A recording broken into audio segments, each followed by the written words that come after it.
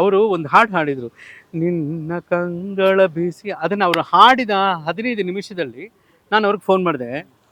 ಯಾರು ನೀವು ಹಾಡಿದಾಗ ಕಣ್ಣಲ್ಲಿ ನೀರು ಬರ್ತಾ ಇದೆ ಅಂತಂದರೆ, ಸಾಯಂಕಾಲ ಸಿಗ್ತೀರಾ ಮಾತಾಡೋಣ ಅಂದರು. ಸಂಜೆ ಮೀಟ್ ಮಾಡಿದ್ಮೇಲೆ ಸುಮ್ಮನೆ ಕೈ ಇಟ್ಕೊಂಡು ಕೂತಿದ್ದಾರೆ 10 ನಿಮಿಷ.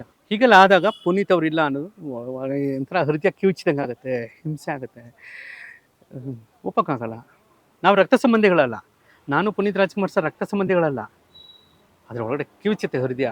Reality, truth. Appu sir great. ಅದೇನು ಹೊಗಳಿಕೆ ಅಂತದ್ದು ಬಂತು? ಸಪ್ಪೆ ಊಟಕ್ಕೆ ಒಂಚೂರು ಉಪ್ಪು ರಿಲೀಸ್ ಆಗ್ತಿರೋ ಅಪ್ಪು. ಅಂದ್ರೆ ಎತ್ತಣ ಮಾಮರ ಎತ್ತಣ ಕೋಗಿಲ ಅನ್ನೋ ತರ, ಅಂದ್ರೆ ನೀವು ಹೇಳೋ ತರ ಆಕ್ಚುಲಿ ನೀಡ್ ಇರ್ಲಿಲ್ಲ. ರಾಜಣ್ಣವ್ರಾಗ್ಲಿ ಅಕ್ಕಾಗಿ ಬರುವಂತ ಅವಶ್ಯಕತೆ ಇಲ್ಲ, ಬಟ್ ಬಂದದನ್ನ ಕೇರ್ ಮಾಡ್ತಾರಂದ್ರೆ ಅದು ದೊಡ್ಡ ವಿಷಯ ಅಲ್ಲ ಸರ್, ದೊಡ್ಡ ಸತ್ಯ ಅದು. ಅಂದ್ರೆ ಜನಗಳಿಗೆ ಖಂಡಿತ ಇಂಥ ಉದಾಹರಣೆಗಳನ್ನು ನಾನು ಕನಿಷ್ಠ 150 ಉದಾಹರಣೆ ಕೊಡಬಲ್ಲ. ರಾಜ್ಕುಮಾರ್ ಸರ್ ಜೊತೆಗಿನ ಅನುಭವ, ಪುನೀತ್ ರಾಜ್ಕುಮಾರ್ ಸರ್ ಜೊತೆಗಿನ ಅನುಭವ, ಶಿವಣ್ಣನ ಜೊತೆಗಿನ ಅನುಭವ, ಇಂಥದ್ದೆಲ್ಲ ನಾನು ಲೆಕ್ಕವಿಲ್ಲದಷ್ಟು ಹೇಳಬಲ್ಲೆ. ಅವರ ಒಂದು ಉನ್ನತ ಮನಸ್ಥಿತಿ ಅದು. ಹೀಗೆಲ್ಲ ಆದಾಗ ಪುನೀತ್ ಅವ್ರು ಇಲ್ಲ ಅನ್ನೋದು ಒಂಥರ ಹೃದಯ ಕಿವುಚಿದಂಗೆ ಆಗುತ್ತೆ, ಹಿಂಸೆ ಆಗುತ್ತೆ, ಒಪ್ಪಕ್ಕಾಗಲ್ಲ. ನಾವು ರಕ್ತ ಸಂಬಂಧಿಗಳಲ್ಲ, ನಾನು ಪುನೀತ್ ರಾಜ್ಕುಮಾರ್ ಸರ್ ರಕ್ತ ಸಂಬಂಧಿಗಳಲ್ಲ. ಅದರ ಒಳಗಡೆ ಕಿವುಚುತ್ತೆ ಹೃದಯ. ಅಯ್ಯೋ ಅನಿಸುತ್ತೆ, ಏನೋ ಸೆಳ್ತಾ ಇದೆಯಾ, ಏನೋ ಇದೆಯಲ್ಲ ಕನೆಕ್ಟಿವಿಟಿ, ಅದೇನೋ ಇದೆ ಅಲ್ವಾ, ಒಂದು ಕಾಸ್ಮಿಕ್ ಎನರ್ಜಿನೋ, ಆ ಭಗವಂತನ ದಯೇನೋ, ಏನೋ ಒಂದು ಪ್ರೀತಿನೋ, ನಿಷ್ಕಲ್ಮಶವಾಗಿದ್ದು ಏನೋ ಒಂದು ಇದೆ ಅಲ್ವಾ, ಇಂಟ್ರ್ಯಾಕ್ಷನ್ನು. ಅದು ನೆನೆಸ್ಕೊಂಡಾಗ ಒಂಥರ ಅವ್ರ ಜೊತೆ ಕಳೆದ ಸಮಯ ಇದು. ಎಷ್ಟು ಸತಿ, ಎಷ್ಟು ವಾಯ್ಸ್ ನೋಟ್ಗಳು ಕಳಿಸೋರು, ಎಷ್ಟೊಂದು ಪ್ರೀತಿಸೋರು. ಅವರು ಒಂದು ಹಾಡು ಹಾಡಿದರು, ನಿನ್ನ ಕಂಗಳ ಬೀಸಿ. ಅದನ್ನು ಅವರು ಹಾಡಿದ 15 ನಿಮಿಷದಲ್ಲಿ ನಾನು ಅವ್ರಿಗೆ ಫೋನ್ ಮಾಡಿದೆ.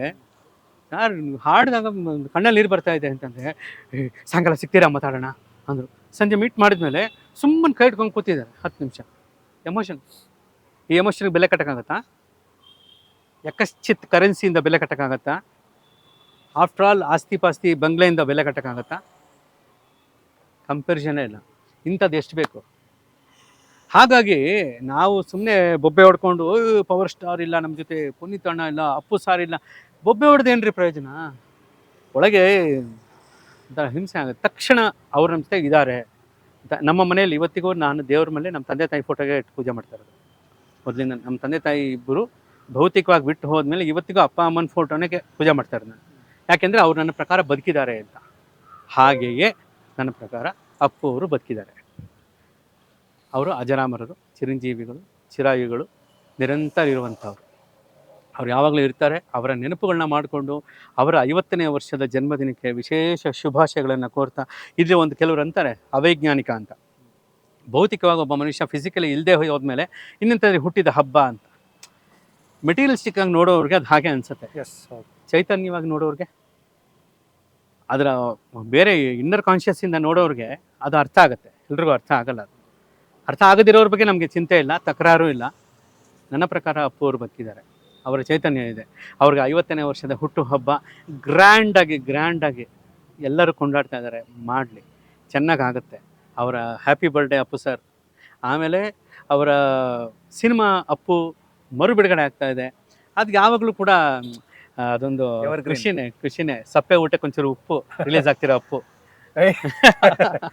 ಒಂಥರ ಏನೋ ಡ್ರೈ ಅಂತ ಅನ್ಸೋವಾಗ ಟಕ್ ಅಂತ ಅಪ್ಪು ರಿಲೀಸ್ ಆಗಿ ಒಂದು ಹಿಟ್ಟಾಗ್ಬಿಡ್ತು ಅಂದರೆ, ಸಪ್ಪೆ ಊಟದಲ್ಲಿ ಒಂಚೂರು ಉಪ್ಪು ಹಾಕೊಂಡ್ರೆ ಎಷ್ಟು ರುಚಿ ಇರುತ್ತೆ. ಸಪ್ಪೆ ಊಟಕ್ಕೆ ಒಂಚೂರು ಉಪ್ಪು ಇದ್ದಂಗೆ ಈಗಿನ ಸಿಚುವೇಶನಲ್ಲಿ ರಿಲೀಸ್ ಆಗ್ತಿರೋ ಅಪ್ಪು.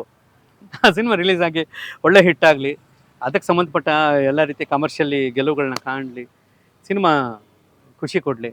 ಹಾಗೆಯೇ ಅಪ್ಪು ಅವರ ಒಳ್ಳೆತನ ಆದರ್ಶಗಳನ್ನು ನಾವು ಸ್ವಲ್ಪ ರೂಢಿಸ್ಕೊಳ್ಳೋಕ್ಕೆ ಟ್ರೈ ಮಾಡ್ತಾ ಹೋಗೋಣ. ಬಟ್ ತೀರಾ ಅಪ್ಪು ಅವ್ರ ಥರ ನೀವು ಬಲಗೈಲಿ ಮಾಡಿದ್ದ ದಾನ ಎಡಗೈಗೆ ಗೊತ್ತಾಗಬಾರ್ದು ಅನ್ನೋ ರೀತಿಯಲ್ಲಿ ಇರೋಕ್ಕೆ ಸಾಧ್ಯ ಆಗುತ್ತೋ ಇಲ್ವೋ, ಅಟ್ಲೀಸ್ಟ್ ಕಾಣಂಗಾದ್ರೂ ಕೊಡ್ರಿ.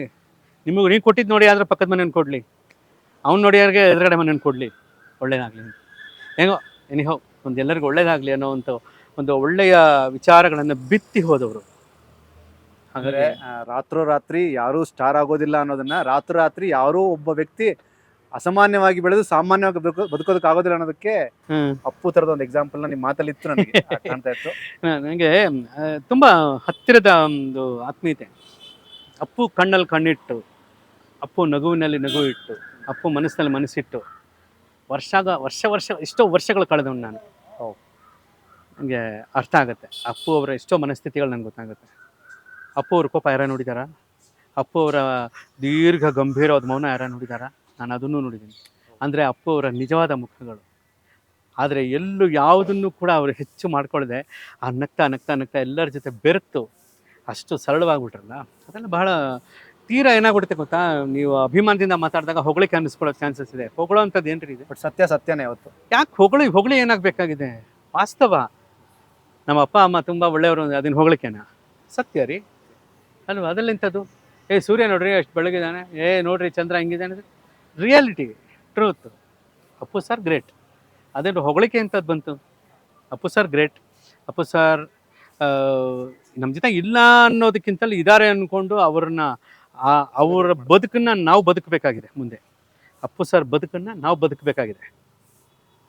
ಆವಾಗ ಹಾಗಿದ್ದಾಗ ಏನಾಗುತ್ತೆ, ಎಲ್ಲೋ ಅವರ ಆತ್ಮ, ಅವರು ಏನು ಈ ಭೌತಿಕ, ಈ ಕಾಸ್ಮಿಕ್, ಈ ಗ್ಯಾಲಕ್ಸಿ ದಾಟಿ ಏನಾದರೂ ಅವರ ಆತ್ಮ ಬೇರೆ ರೀತಿಯಲ್ಲಿ ಸಂಚಾರ ಮಾಡ್ತಾ ಇದ್ದರೆ ಅಥವಾ ಎಲ್ಲಾದರೂ ಇದ್ದರೆ ತಂಪಾಗುತ್ತೆ ಅಂತ ಒಂದು ನಂಬಿಕೆ.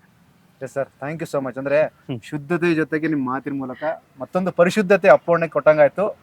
ಈ ಅಪ್ಪು ಟೂರ್ ರಿಲೀಸ್ ಟೈಮಲ್ಲಿ ಭಾಳ personally I am very happy sir. ಭಾಳ ಖುಷಿ ಆಯ್ತು. ತುಂಬ ಒಳ್ಳೆ ವಿಷಯ ಅವ್ರಿ. ಇಲ್ಲ, ನಿಮ್ಮ ಜೊತೆ ಮಾತಾಡುವಾಗ ಎಲ್ಲ ಸ್ವಚ್ಛವಾಗಿರುತ್ತೆ, ಎಲ್ಲವೂ ಸ್ವಚ್ಛ ಆಗಿರುತ್ತೆ. ಹಾಗಾಗಿ ನನಗೆ ಅಪ್ಪು ಸಾರ್ಗೆ ಸದಾ ಇದನ್ನು ಮತ್ತೊಮ್ಮೆ ವಂದಿಸ್ತಾ, ನಿಮಗೂ ಧನ್ಯವಾದಗಳು. ಒಳ್ಳೇದಾಗಲಿ, ಎಲ್ಲ ಒಳ್ಳೇದಾಗಲಿ. Thank you sir. ಆ ಅಪ್ಪು ಅವ್ರ ಬ್ಲೆಸ್ಸಿಂಗು ಎಲ್ರಿಗೂ ಸಿಕ್ಕಲಿ. Thank you sir. Thank you. ಇದಿಷ್ಟು ಕೆ ಕಲ್ಯಾಣ್ ಮತ್ತು ಕ್ಯಾಮರಾ ಪರ್ಸನ್ ಕಿರಣ್ ಜೊತೆಗೆ ರವಿ, ಕನ್ನಡ ಪಿಕ್ಚರ್.